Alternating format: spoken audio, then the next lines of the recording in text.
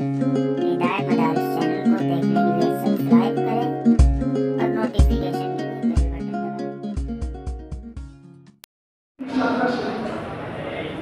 कुल हिंद मुसाबके में आप शिरकत करेंगे कुरान करीम की और हमारे एक घड़ी एक साहिब है की तरफ से पहला नंबर आने वाले पहला दूसरा तीसरे को एक घड़ी दी जा रही है जी।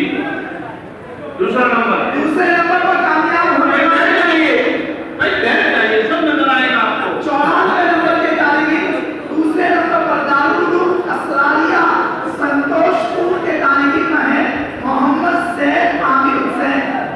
ये 94 नंबर पर बैठे थे, ये दूसरे नंबर पर आए।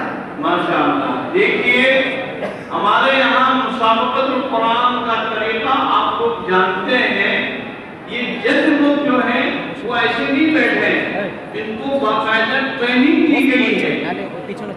और दूसरा, इन जजों के सामने कोई तालिब इल्म का नाम नहीं है, किसी मदरसे का नाम नहीं है, सिर्फ उनका नंबर है।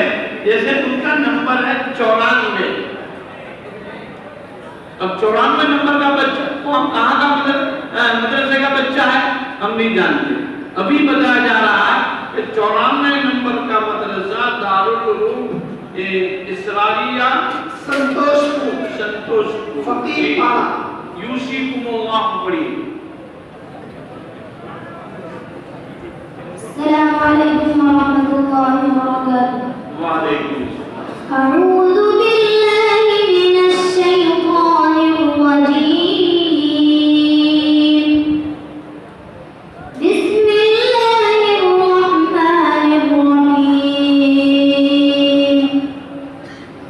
यूसीकुमुल्लाहु फी औलादिकुम लिज़्ज़करि मिस्लु हज़्ज़िल उन्थयैन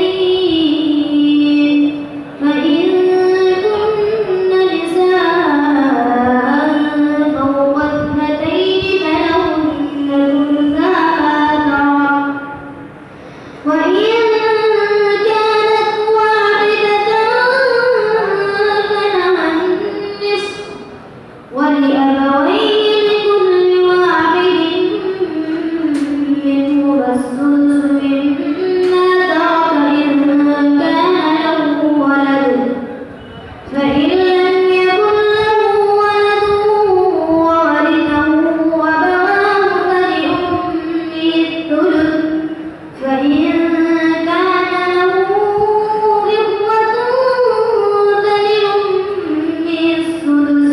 فلأمه السدس من بعد وصية يوصي بها أو دين.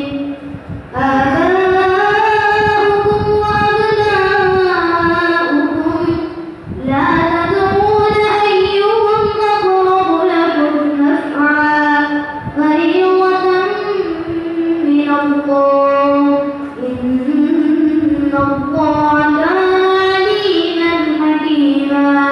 माशाअल्लाह।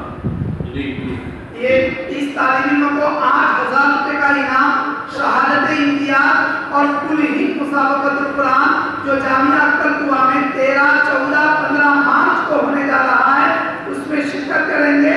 इनको मकामी तौर पर मुफ्ती असदुल्लाह साहब के किसी दोस्त की तरफ से एक घड़ी इनाम में दी जा रही है।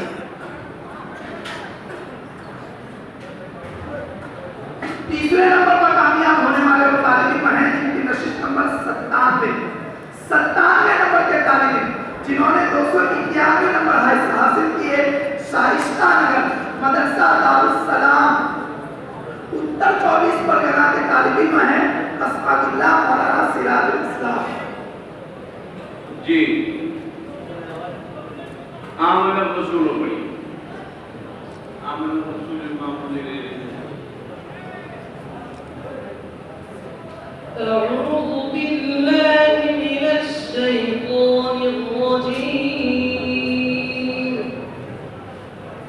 بسم الله الرحمن الرحيم.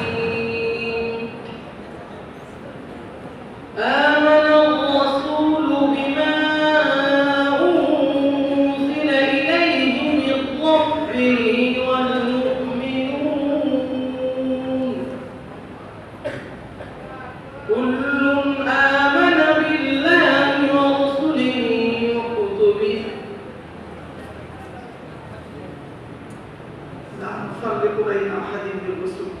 لا نفرق بين أحد من رسله وقالوا سمعنا وأطعنا غفرانك ربنا وإليك المصير